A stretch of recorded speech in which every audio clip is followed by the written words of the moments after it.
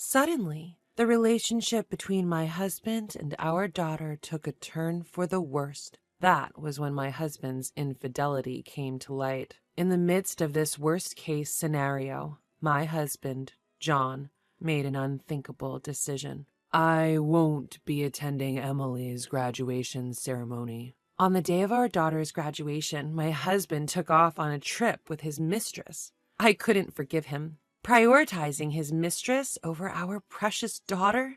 Unbelievable! My name is Lily. I'm 37 years old. My husband and I have been married for 10 years, but our relationship is a bit complicated.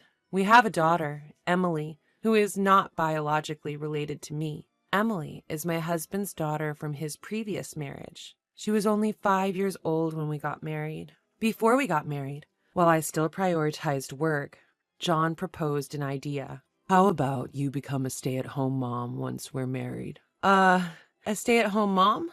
I travel a lot for work, right? Emily is still young, and so I've been leaving her with my parents, but after we get married, you'll be her mom, so I'd rather not rely on my parents too much. That makes sense. Your parents are getting older. That's why I want you to become a stay-at-home mom and take care of Emily. I see.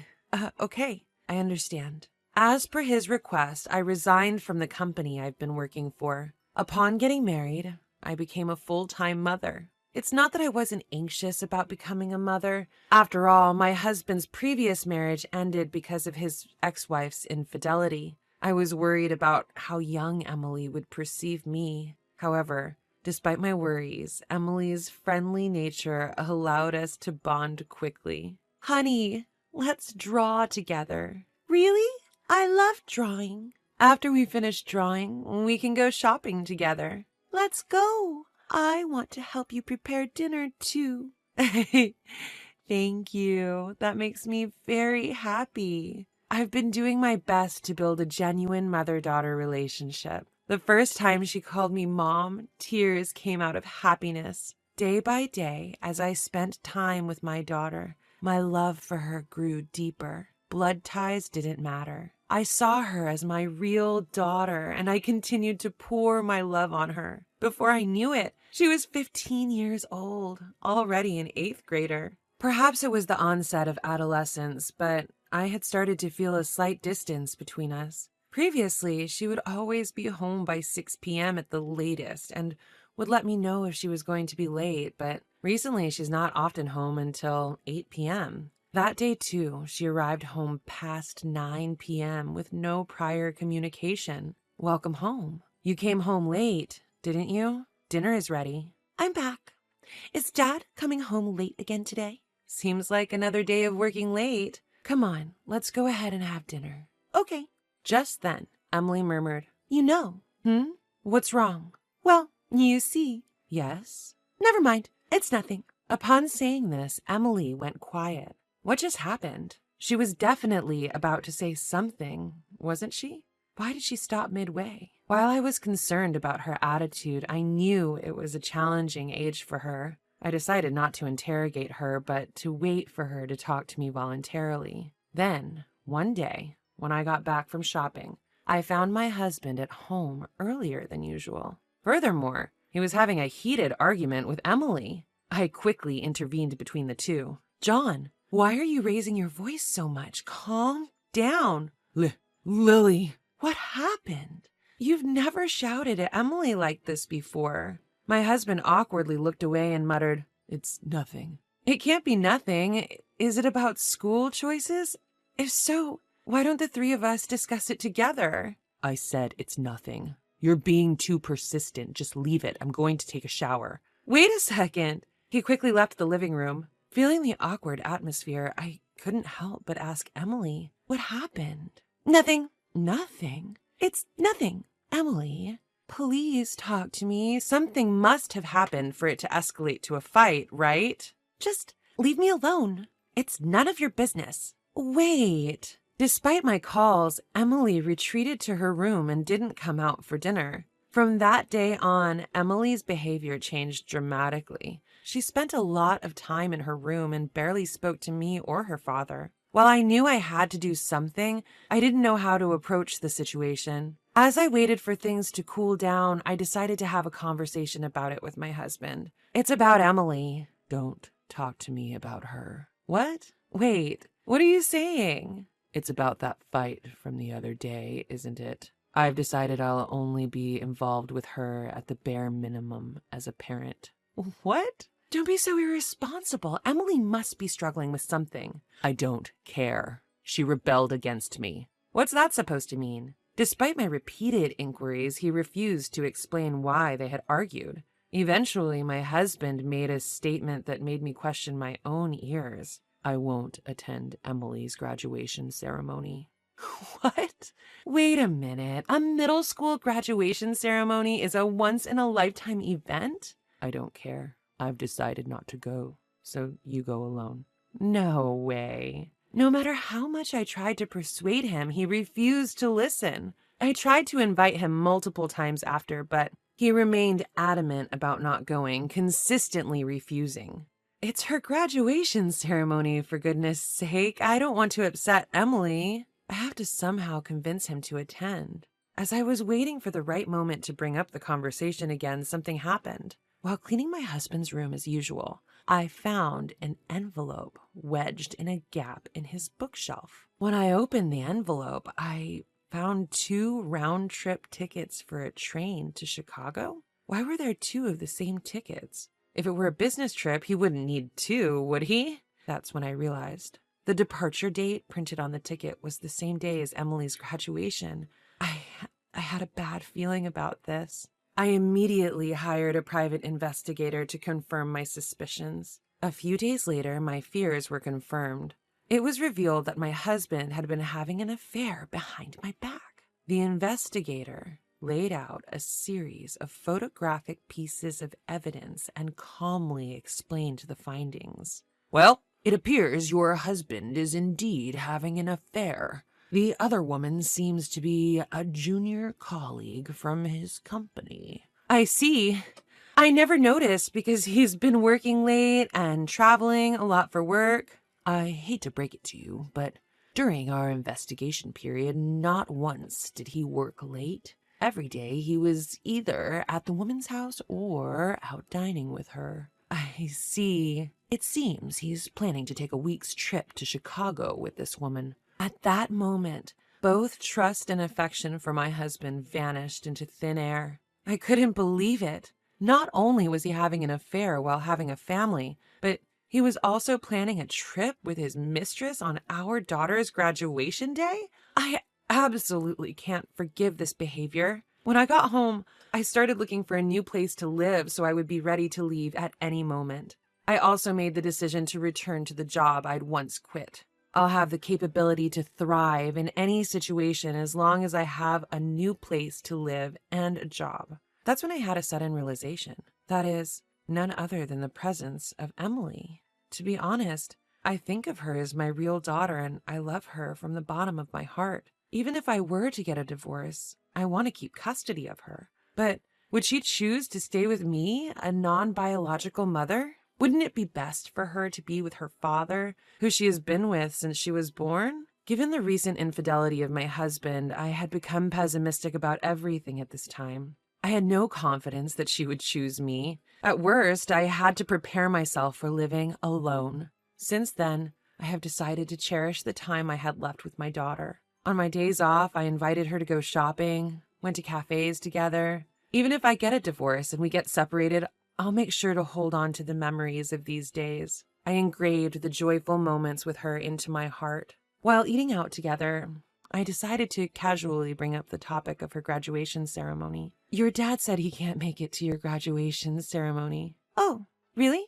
I'm sorry. He seems to be busy with work, but I promise I'll be there. Okay, I'm fine with just you. I don't need anyone else. As expected, Emily's reaction was rather indifferent. Seeing my own daughter like this, I couldn't help but feel indescribable emotions. Graduation day has arrived. When I woke up in the morning, my husband was already gone. I guess he went on a trip with that mistress. Of course, I attended the graduation ceremony alone. As I watched my daughter receive her diploma, tears welled up in my eyes. She was so small when we first met. I don't want to let her go. My feelings were growing stronger, but I kept telling myself it's time for me to decide, and forcibly suppressed my emotions. After the graduation ceremony ended smoothly, we returned home. Before my husband comes home, I'll tell Emily everything and leave the house. I had decided that, but when it came to it, I couldn't bring myself to start the conversation. As I hesitated for a moment, my daughter spoke up. "Hey, Mom, even if we're not biologically related, you're still my mom,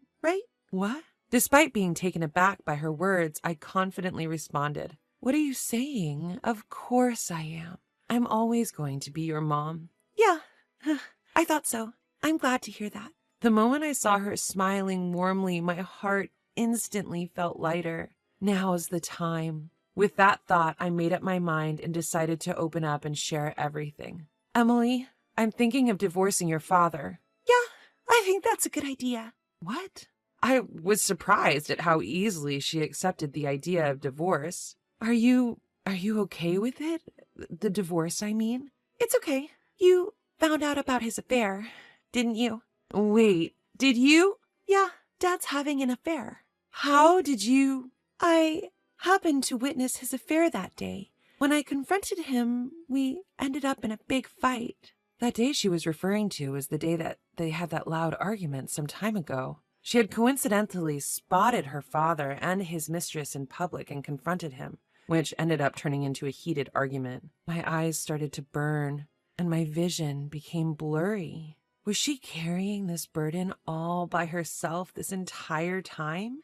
The thought made my chest tighten with unease. Holding back my tears, I looked Emily straight in the eye. "You can choose who you want to be with. It's your decision." "What are you talking about? I am definitely going with you." "Are you sure?" "Of course. I don't need a dad who cheats when he has a family at home. He's not worth being around." "Emily, you're my only family." I tightly embraced her. That's how it was decided that I would take her in. Our actions following this were quick. We somehow managed to complete the move before my husband returned from his trip, carrying our belongings into the new house we'd already contracted. Since I had everything planned ahead, the process ended up being quicker than I expected. 1 week later. Seemingly noticing the divorce papers on the desk, my husband called. "Hey, Lily, what the hell is this about these divorce papers?" "They mean exactly what you think. Let's get a divorce." "Are you still mad about me missing the graduation ceremony?" "It was because of work. I had no other choice." I was utterly disgusted with my husband, who even now was still trying to play dumb. "Work. Right. What's that supposed to mean? I'm always busy with my business trips. By the way, did you attend the graduation ceremony as planned?" "Yes. Next, it's time for me and Emily to graduate from you." "Huh? What are you?" "Did you have fun? Your trip with your junior colleague? Mary, was it?" What are you talking about?" "Then explain what this is about." Upon sending the evidence photos from the detective via iMessage, my husband became visibly shaken and struggled to find his words. Why would you secretly take photos like this? Are you a stalker? That's disgusting." "Getting involved with women at work is far more disgusting." "What? It's your fault for being unattractive as a woman." "What? You're trying to say it's my fault?" "You've been lazing around all day doing nothing. Is your only accomplishment hiring a detective to gather evidence behind my back? Where am I supposed to find desire for a woman like that?" "Wasn't it you who asked me to be a stay-at-home mom when we got married?" "I didn't expect you to become such an ugly pig. It's my one miscalculation. Ugh, what a mistake." I vented my rage at him without holding back. "By the way, make sure to submit those divorce papers, all right? Oh, and I'll be properly claiming alimony as well as child support, so be prepared for that." Wait a minute. Emily is my child. Are you planning to take her without my permission? Yes. Emily made her own decision. She wants to be with me, not you. No way. I'm the one who shares blood with Emily. There's no way she'd choose a stranger like you. The moment I heard those words, my patience snapped. Huh? Who's talking? Who decided to go on a trip with a mistress instead of attending his dear daughter's graduation ceremony? You should be embarrassed. You. How dare you go that far? Being married to someone like you is nothing but a dark chapter of my life. Our marriage is over. Emily and I are going to live together, never show up in front of us again. My daughter gently rubs my back, giving me strength after my impassioned outburst. She then snatches the phone to speak her piece to her father. Hello, Dad? Emily, what the hell are you? From now on, I'll live with Mom. Don't bother us again. You? Who do you think you're talking to? I'm your only biological family, you know. Then she coldly retorts, Family? You betrayed me and Mom, and you call that family? Don't make me laugh. Blood ties mean nothing. I have decided to believe in my mom, who truly loves me. You're the lowest of the low. Having affairs while being married? Disgusting. You're no longer a father in my eyes. With that, she hung up the phone. With a deep sigh of relief, she stretched her body wide and beamed with a smile of pure joy. Seeing her like this somehow lightened my heart, too. With sufficient evidence of his infidelity, I was able to quickly divorce him. Emily strongly wished for me to have her custody, and so I did. Through a lawyer, I demanded compensation from his mistress and also made sure he paid alimony in addition to that. Chan's mistress was outraged at being sued and immediately broke up with him. Moreover, as she spread the story of their breakup at work, his reputation plummeted. News of his affair and abandonment by his daughter quickly spread throughout the company. Apparently, John got dumped by his wife for having an affair with a junior colleague. LOL. Didn't he have a daughter? Man, that's really low. To be abandoned by your own daughter? That's a major oof.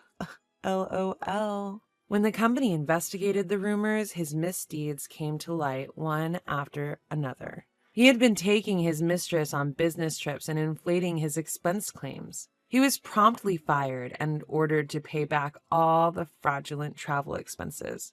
Having lost everything, he moved into a cheap apartment and is apparently living a difficult life. There's nobody to lend him a hand, and he'll probably remain lonely and impoverished in the future as well.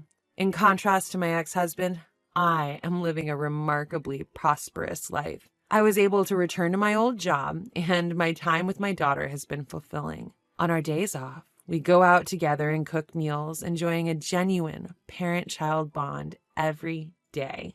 Hey, Mom, what about having mac and cheese for dinner today? Sounds good. How about we cook together? We'll need to go shopping, too. Oh, and let's stop by the new cafe that just opened up. All right, let's get ready then. I no longer have any worries. I intend to continue walking hand in hand with the daughter who chose me.